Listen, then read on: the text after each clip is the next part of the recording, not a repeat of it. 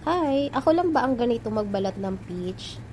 Ganyan. Ginagamitan ko siya ng likod ng kutsilyo, tapos pinipress down ko para humiwala yung balat ng peach dun sa mismong laman niya.